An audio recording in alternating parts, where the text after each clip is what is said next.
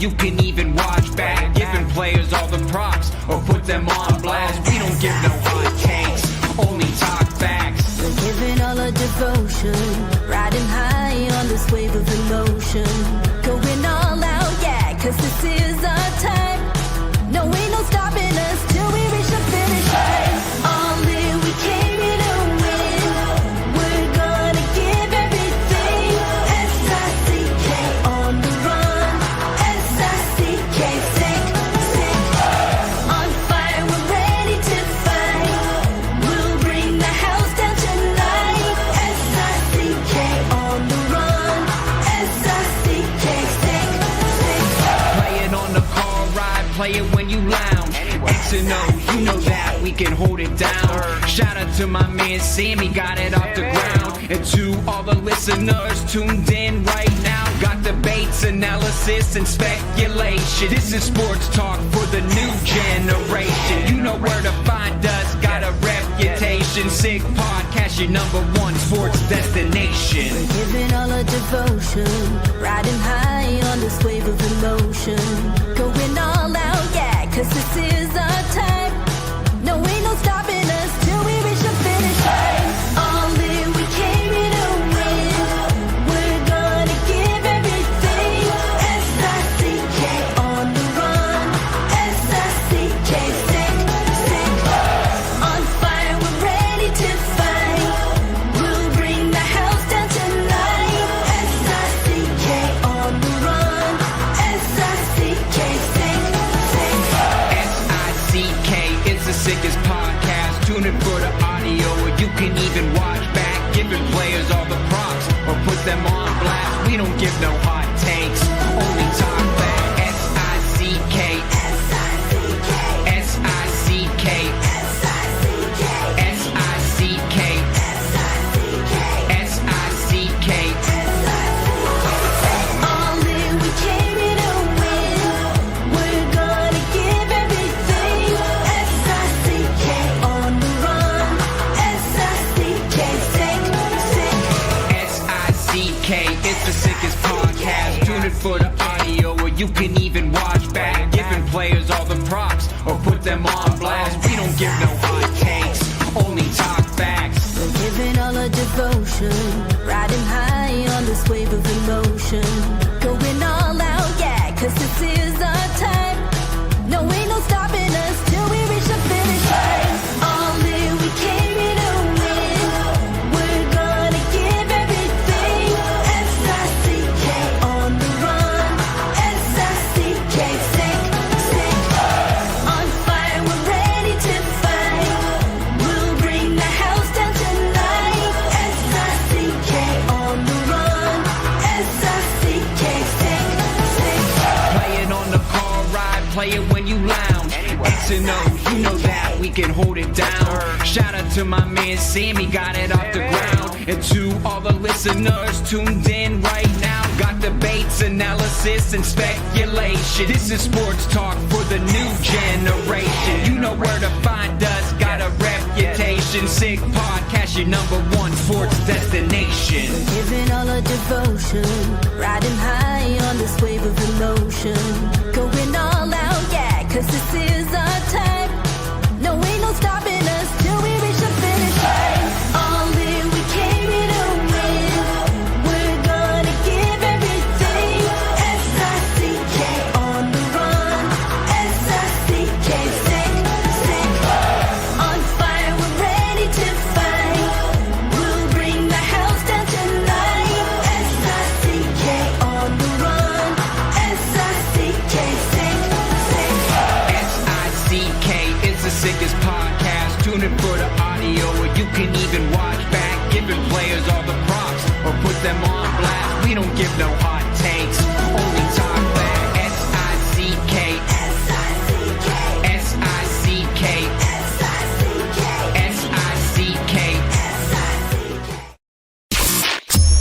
Turn up your volume. Because you're about to listen to The Sick Podcast. With Tony Marinaro. 55 seconds left in the penalty, a minute and 27 seconds left in regulation time. Boston 4, Montreal 3. Lafleur coming out rather gingerly on the right side. He gives it into Lemaire, back to Lafleur. Oh! The sickest Montreal Canadiens podcast. You're in the ball! Sports entertainment like no other. Rejoint, on lui fait perdre la rondelle, une passe devant. Et c'est le dégagement et ce sera la victoire des Canadiens. Coupe Stanley pour les Canadiens. Le 23e de l'histoire. You found the dogs! John, you found the dogs! He found the dogs! And all together, they worked a young team to the top. And now, a 24th Stanley Cup banner will hang from the rafters of the famous Forum in Montreal. The Canadiens win the Stanley Cup! Brought to you by Energy Transportation Group. Driven to be different. La Bittt.tb. Embrace your true nature. And Playground, your premier gaming destination. It's gonna be sick.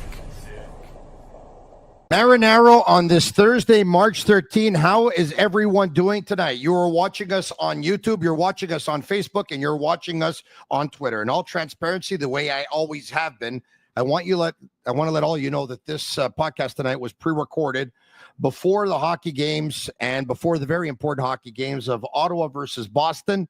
Ottawa going into tonight's action 4 points up on the Montreal Canadiens, holding the first wild card spot, and before the game between Columbus and Vegas, Columbus holding on to the second wild card spot, 1 point more than the Montreal Canadiens before tonight's games. Both teams before tonight's games had 18 games left. The Canadiens had 17, and after playing their games tonight, they both have 17 games left, as well as the Montreal Canadiens.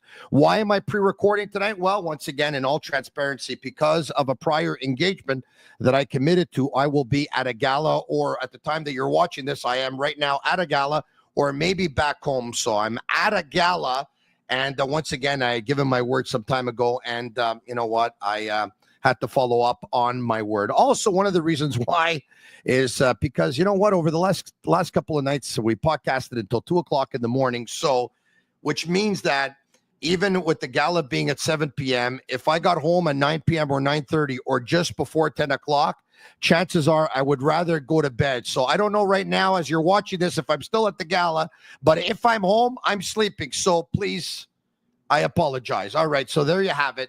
Now that we got that out of the way, the Sick Podcast is brought to you part by Energy Transportation Group, a leading full-service logistics provider serving all of North America, driven to be different. Also brought to you part by Playground, giving away over $120,000 in cash prizes this February.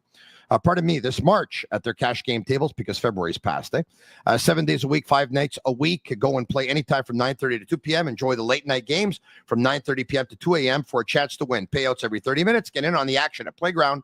Visit playground.ca for details. So much to talk about.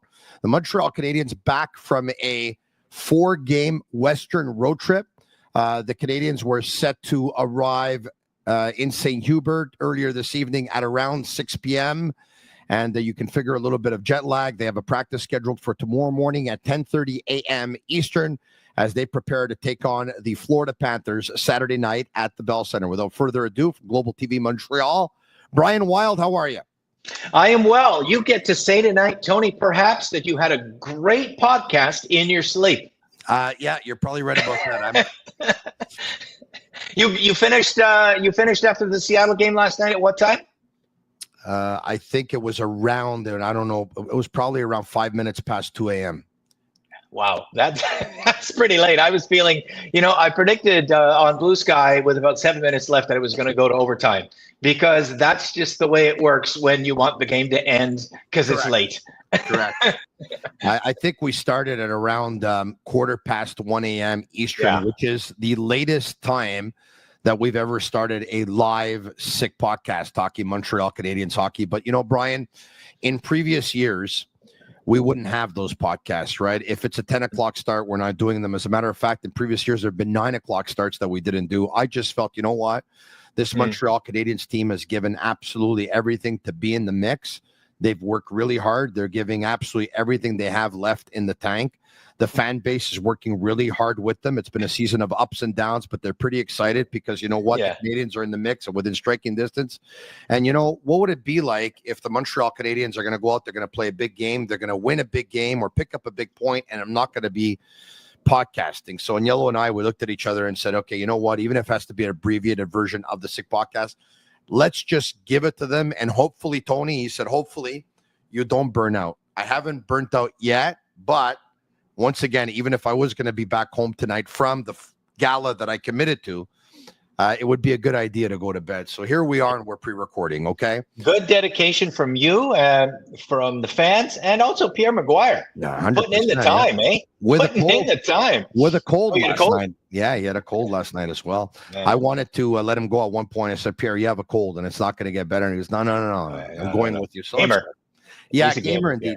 Look, Brian, and of all the things that caught my attention on this 4-game road trip was, of course, the first line picking up where they left off. Ever since the return of the Four Nations face-off, they've been really, really good. Suzuki, Caulfield, and Slafkovsky. Kent Hughes told us last week on Friday that, Nick Suzuki went to see him and said, Kent, don't trade away any unrestricted free agents. And he said, Nick, if you're going to come to me and you're going to tell me that, like, I'm going to tell you that you have to carry this team on your back. You have to give me every single reason in the world why I should not trade them.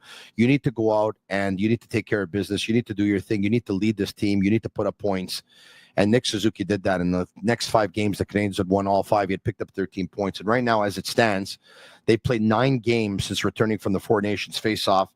And Nick Suzuki, in those 9 games, has 17 points. Slafkovsky's got 10. Caulfield's got 10. Brian, he's got 17 points in the last 9 games. Phenomenal, right? That's like that's the highest world quality that exists. That's Connor McDavid numbers. The only thing stopping everybody from really extolling the virtues of this amazing two-way center in the National Hockey League is that he would put that sample together for a longer period of time. But as it stands, he's going to have a 90-point season. That's right up there, man. That is like right up there with the best of them. And when you add to the fact, Tony, that there's no second line support. So it's always, one coach, next coach, all the coaches, every opposition they face before the game starts, they look around their locker room and say, okay, boys, all we got to do is stop Nick.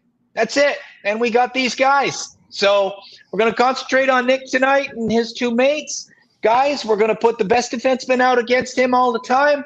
Guys, we're going to put our best line against him all the time. Should be able to shut them down and put the W on the board. Okay, boys, let's go. And what does Nick do? He gets 2 points a night. Yeah, and you know what I think is amazing? The number 1 centerman that he goes up against, how many times has that number 1 centerman had a better game than Suzuki? Very, very seldom. It's incredible. I think so, right? Like it happened in October, obviously, where the Canadiens had a really bad preseason in late September, early October. They had a bad October where they got blown out 5 times. Then they got progressively better as the season went on. And by the way, I think that's a testament to Marty St. Louis and the work that he's done, because you want to see improvement, you're seeing it. They're getting better and better. They're still not perfect. Somebody sent me a tweet earlier today saying, why don't we talk about the elephant in the room? And that's Marty St. Louis, and that he's not a very good coach. And I said, listen, with the team that he has, he's a one-line hockey team. He's a cup, he's a point or 2 out of a playoff spot. And like you just said it with respectfully, it's a team that relies on their number 1 line, probably more so than any other team in the National Hockey League. And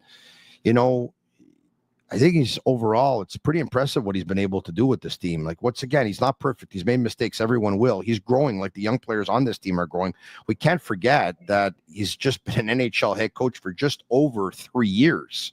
Mm-hmm. And anyway, but, back to the number 1 line.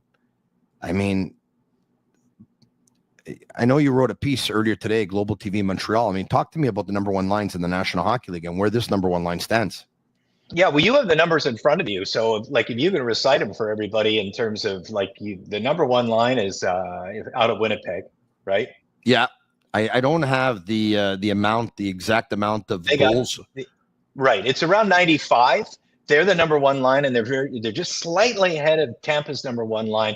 So, Scheifele, Connor, and Velarde there in Winnipeg's number 1 line. Just behind them, Tampa has Gensel, Point, and Kucherov.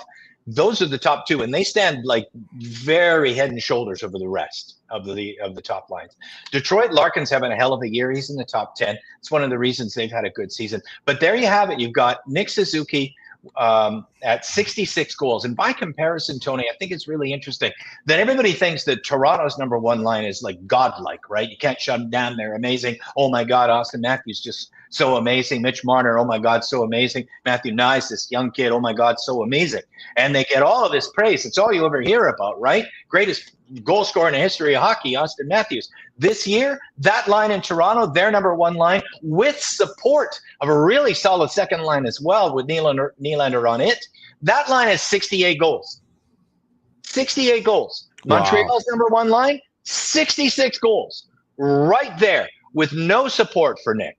And a much better hockey team in Toronto. So, I mean, they're top 10 in the league, and they're top 10 with a bullet because Slafkovsky, that break was great for him. He reassessed what he was doing, how he was playing hockey, and what he was bringing to the table.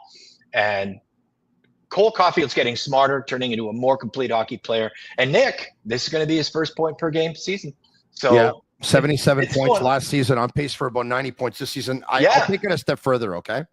Okay. You know where the number one line is in the National Hockey League for goals scored? 5v5? 5v5? Yeah, at even strength. You're not going to say, no, it's not Nick, is it? No. Okay. Who is it? Well, where do you think they rank in the National Hockey League? Well, Cole hasn't had many power play goals compared to last season. Slav doesn't have many. Nick has the odd one. I'm going to put them in 7th, 5-on-5. Second. Nick is second in 5-on-5 goals. The Suzuki line, 5v5 goals. Wow. Is second only to the Winnipeg Jets' number one line of Scheifele with Velarde and Connor. Wow. Yeah, the number 3 line, by the way, just if you want to know, I think the Canadians have 1 goal more than the New York Rangers line of Trocheck, Panarin, and Lafreniere. Yeah, so they're second. That's shocking. That is just shocking. Second, that's 5v5. Second Brian. in 5-on-5.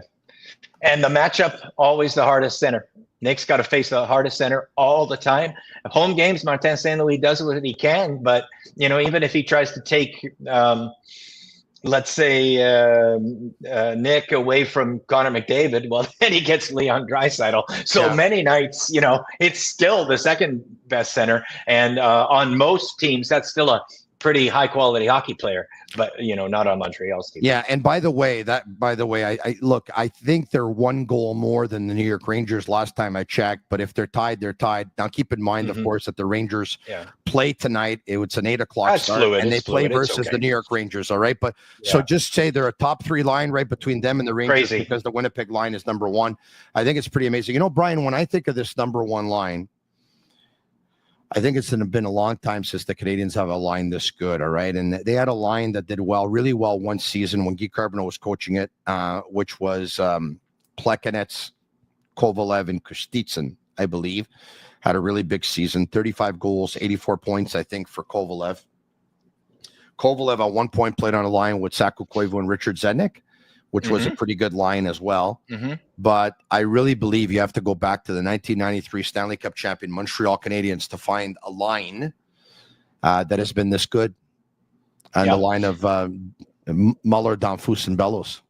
110 goals in 1993, and that is the last time the Montreal Canadiens had a 100-goal line. And with the improved play of Slafkovsky, who seems to actually have a plan when he gets the puck now, he's looking forward better. He's making his decisions a lot faster and more intelligently. I think that he's going to have a breakout season in his 4th season in the NHL. Often it's the 4th season that's the breakout year. You look at Mark Scheifele, had a little bit of struggle leading into 4th season. McKinnon had a great rookie year, then fell back pretty hard, then took off in the 4th season. Very often it's the 4th season, especially for a young guy like Slav. He'll be 21, I think, in a couple of weeks or next month, something like that. So I think I'm saying it right here, Tony, on the SIG podcast on March 13th, that the Montreal Canadiens' 33-year-old drought of having a 100-goal line is broken next year by these 3 gentlemen. Wow, and you know what? That's a pretty good hot take. I like it. It's going to be it's going to be difficult to beat the 110. Let's be honest. You need to have 2 guys score 33, and 1 guy score 35. But I think it could do it, but it's big numbers. It's really big. I mean, Cole, put it this way. I think Cole Caulfield would probably have to have a 50-goal season for the Montreal Canadiens first line to beat that record of 110. What about 40-30-30? That gets it. 40-30-30 is 100. Yeah, exactly. So I'm giving Cole 40. Yeah, and I'm giving Nick 30. Yeah, no, but we're trying to beat We're trying to beat 110 here, right? Oh no, you're not doing that. No, you're not doing that. Not yet. It's going to take Demidov going with two hot guys for 110. Yeah, but it's possible because one day I'm giving Demidov 50. Wow. Oh yeah. You know what? One day I'm giving Caulfield 50. I like Demidov for 50 better than your Caulfield 50. Can we note that? Can we put that on like a whiteboard behind you? Do you have a whiteboard? Yeah. I'm giving Demidov 50 before Caulfield 50. Okay, I'll take you up on that one. What do you like that one?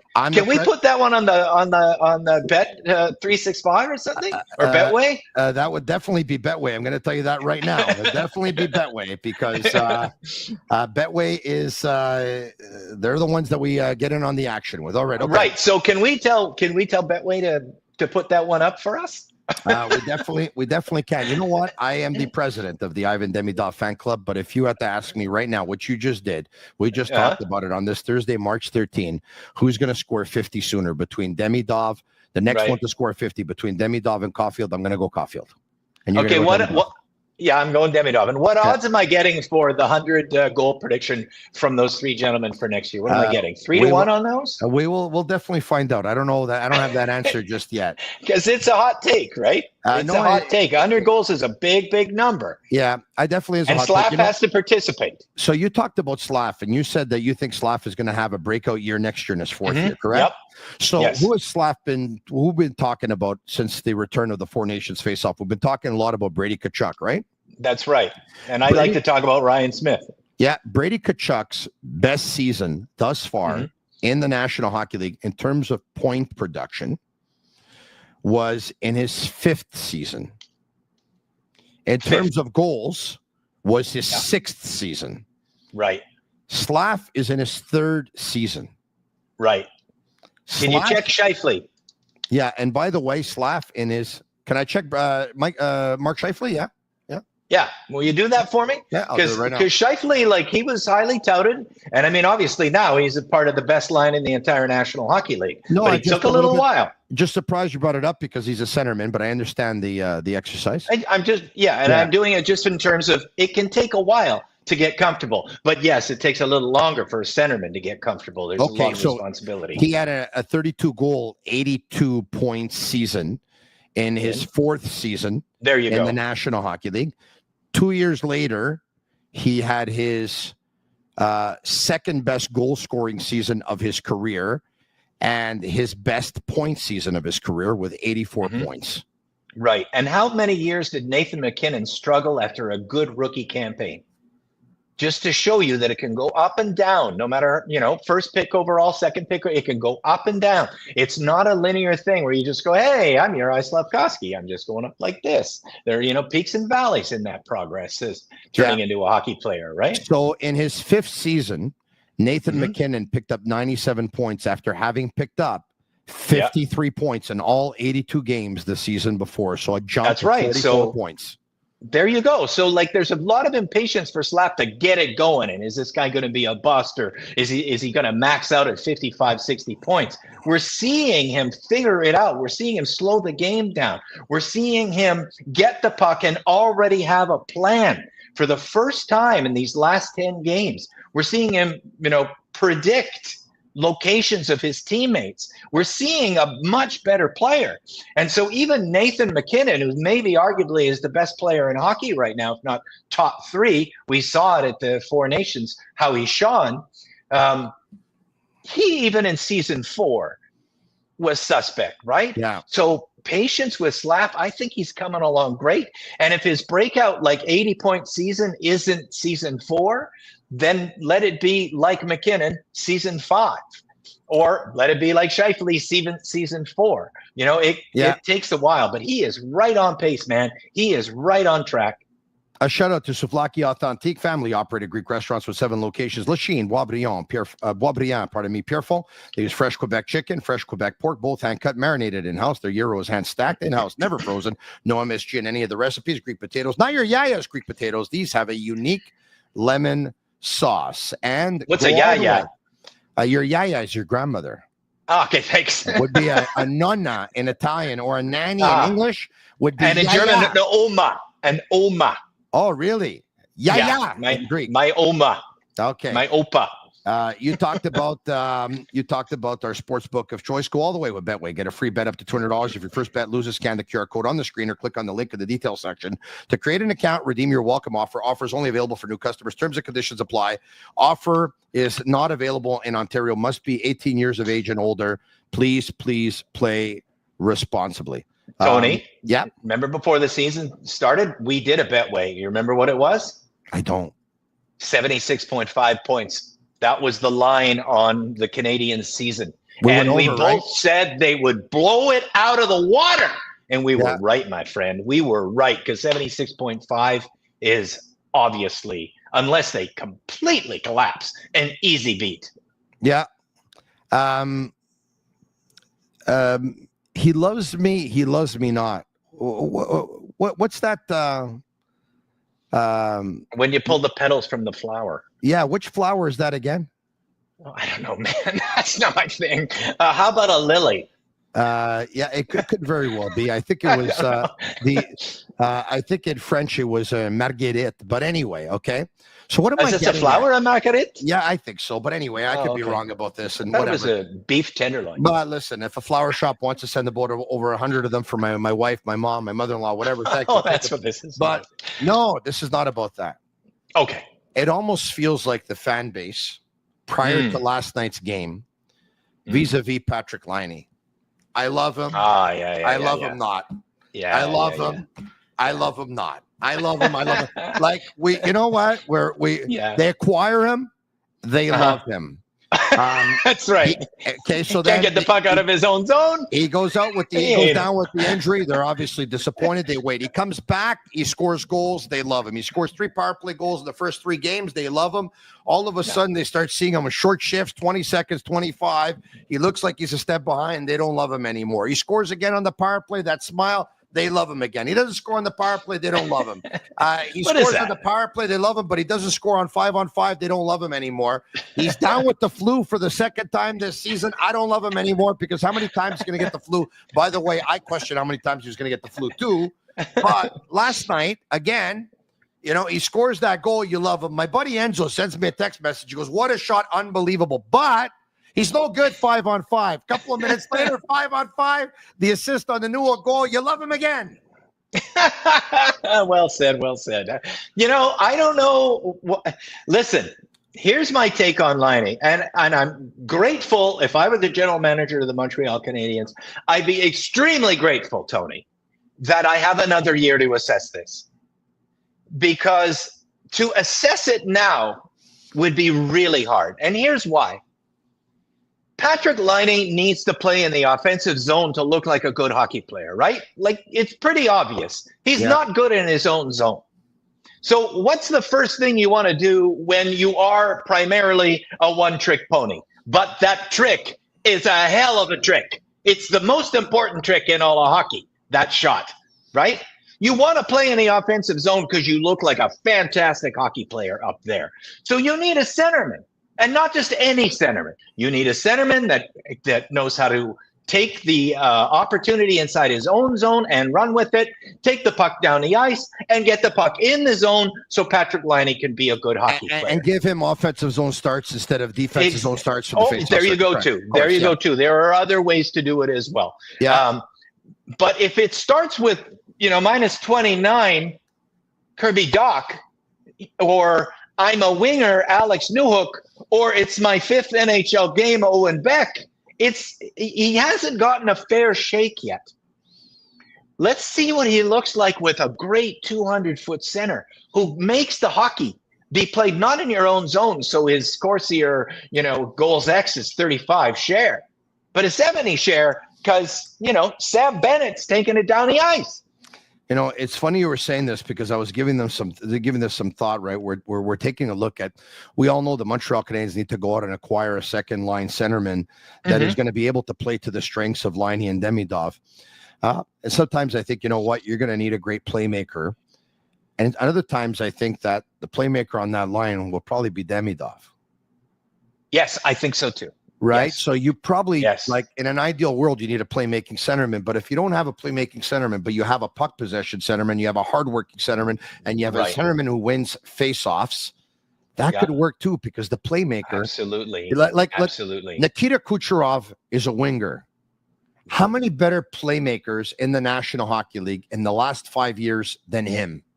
Right. How many? Right. He's a top 3 passer in the NHL in the last 5 years. Is that safe to say? Are we on the same page?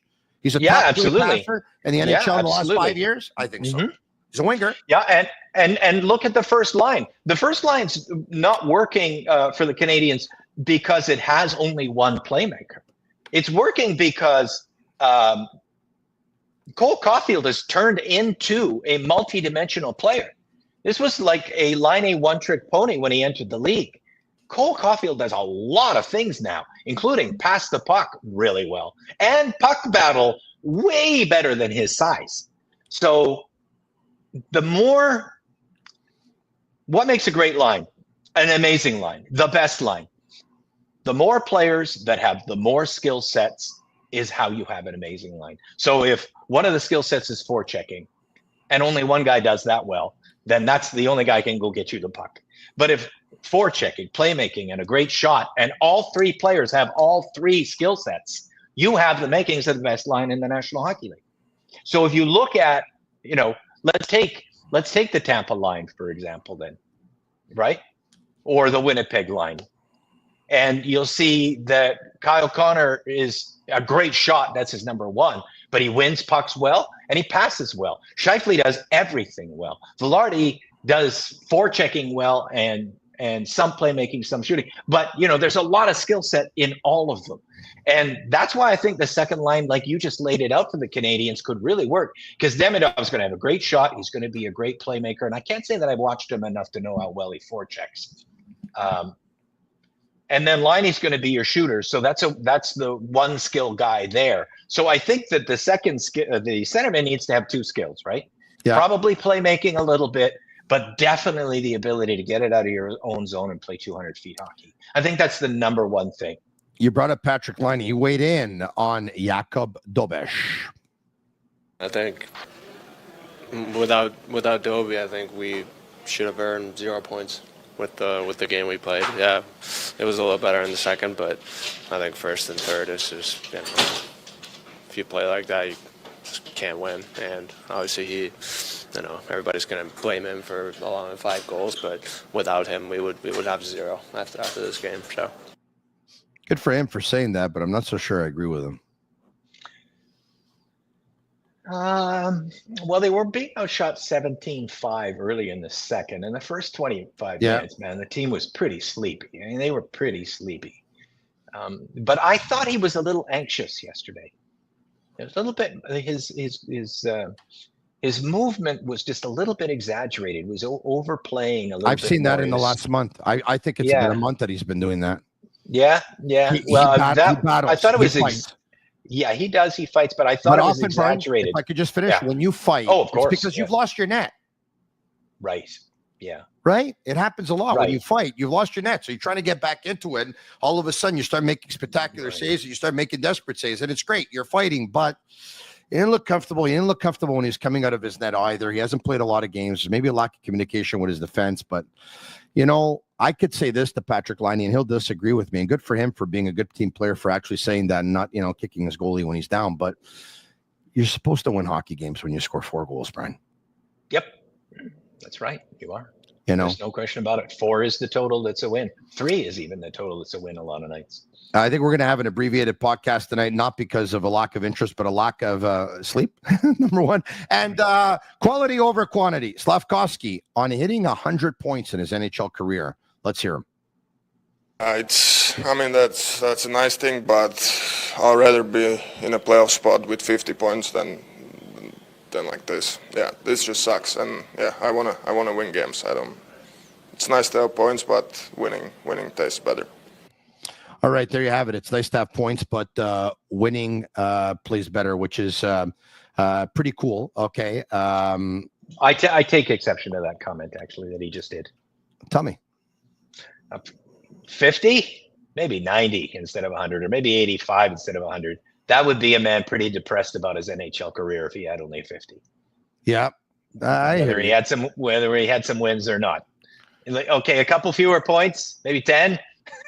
But if he had half, and the team was winning, that'd be a guy who was on the fourth line and pretty unhappy with how his career was going so far. So I know it sounds humble and it's beautiful to say things like that, but I think that comment was just slightly exaggerated. If I put myself in his shoes, I'd be pretty bloody disappointed if I had 50 points on 3 15-point seasons in the NHL. I hear you. Playground is giving away over $120,000 in cash prizes at their cash game poker tables. We've talked to you about that. And I also want to talk to you about the fact that Playground, of course, if you're looking for the ultimate entertainment experience, look no further than them. They're thrilling gaming and world-class poker to exquisite dining, live music, electrifying DJs. Playground has it all, delivered with unmatched customer service, conveniently located just minutes from downtown Montreal, right across the Mercier Bridge. Why settle for less when you can have it all at Playground, your top destination for nonstop fun? Visit playground.ca for details. Yes. Can I ask you a question, sir? Please do. You, Stu, and I predicted whether we thought the team would make the playoffs last Friday at the trading deadline. We are 1 week later. They got 4 points out of 8 on that road trip. Not bad. You're trying to be a 500 hockey team on the road. What do you think now? Make the playoffs or not make the playoffs? So the season is not over by any stretch. The Canadiens have 2 huge games coming up, and I'm going to answer your question in a second, Brian. They have 2 huge games coming up against Florida on Saturday and versus Ottawa. That's a huge one on Tuesday. Between now at home, they have to absolutely win those 2 games, and they have to beat Ottawa in regulation. Ottawa cannot grab any points, okay? Between the end of the season, the Canadiens have 2 games versus the Ottawa Senators, one in Montreal on Tuesday and one in Ottawa in April. And Ottawa and Columbus will play each other 3 times. Oh, Ottawa and Columbus play each other 3 times? Between now and the end of the season, correct. Oh, that's good news. Yes. Well, unless they both pick up points. Right, but at least somebody has to not make one. Correct. But I'll say this. I don't want to be, Brian, I gave a prediction in the preseason, and then I jumped, and then I jumped back, and then I jumped forward, and then I jumped back, and then I jumped forward, and then I jumped back. So I'm going to be consistent with what I've been saying since the beginning, since before the season started, which was I think the Canadiens will be in the mix, but when all is said and done, I think they're going to be within a couple of points of making the playoffs. I hate to say that, but I don't want to be one that's going to change my mind all the time. So I said it in preseason, and I've continued to say it throughout. Because then I don't want to say, okay, you know what? I predict to make the playoffs. They do. Hey, I was right. No, I was wrong because I said 100 times. They're not I was right in June. I was, I got all right. But Marty St. Louis says picking up 4 out of 8 points on the 4-game Western road trip is not a failure. He says it en français. Let's hear him. C'est quand même pas facile d'aller gagner sur la route à ce temps-ci de l'année, je te dirais. Là, 4 sur 8, c'est pas un échec. Mauvais. Pour 2 de ces games-là, t'es en overtime. L'autre game, on a perdu 1-0. On se donne des chances. Mais tu gagnes une de ces games-là en overtime, tu vas chez 5 points. Là, c'est ce que le 5e point, il fait que c'est du succès comparé à 4. J'aime comment on se comporte. J'ai pas vu notre première période à soir, mais on a une belle réponse en 2e, 3e. Fait que non, on va retourner à la maison demain. Puis on va se préparer pour la Floride. Mais c'est pas un échec là, d'avoir eu 4 sur 8 à ce temps-ci de l'année comme ces équipes. I like the way he looked at it, eh? By the way, I really like the way he looked at it. He says, listen, we lost a couple of games in overtime. We lost game 1-0. All right? We picked up 4 out of 8. For me, it's not a failure. Because if we win one of those overtime games, well, then we end up picking 5 out of 8, and then we end up saying it's successful. No, he says, I don't think it's a failure. It's not easy, but he did say something important. It's not easy to win games on the road at this time of season. O'Brien, if it's not easy to win games on the road at this time of the season, what I'm concerned about is going to be for the rest of the month of March. Agnello and Sammy, Juliana, Master Control. I don't know if you have the schedule. Look, they're fantastic. All right. So once again, they host Florida on Saturday. A couple of days later, they host Ottawa. Then on Thursday the 20th, they're in New York versus the Islanders. On the 22nd, they host the Colorado Avalanche. But then on the 25th, they're in St. Louis. The 27th, they're in Philly. The 28th, they're in Carolina. And on the 30th at 1 o'clock in the afternoon on a Sunday, they're in Florida versus the Panthers. Marty St. Louis just said last night after the game, this time of year, it's not easy to win games on the road. Man, it's not going to be easy to win those last 4 games of the month. My God, mind you, Philly stinks, but that's a hard road trip. Yeah, that's got some challenges, doesn't it? The Islanders aren't out yet. They're going to be hungry. St. Louis is not out yet. I just noticed that they're really close to Vancouver and Calgary right now, just about 2-3 points back. Philly should be a win. I tell you what, though, I mean, they're competitive in all these games. They won in Florida earlier this year. Florida, I think, has a little bit of a cushion, but it's going to be hard. You just take it game by game, and you know, just like I predicted, they were going to make the playoffs last week, right? Yeah. Nothing has happened that tells me since then that they can't. I mean, it's going to be obviously close.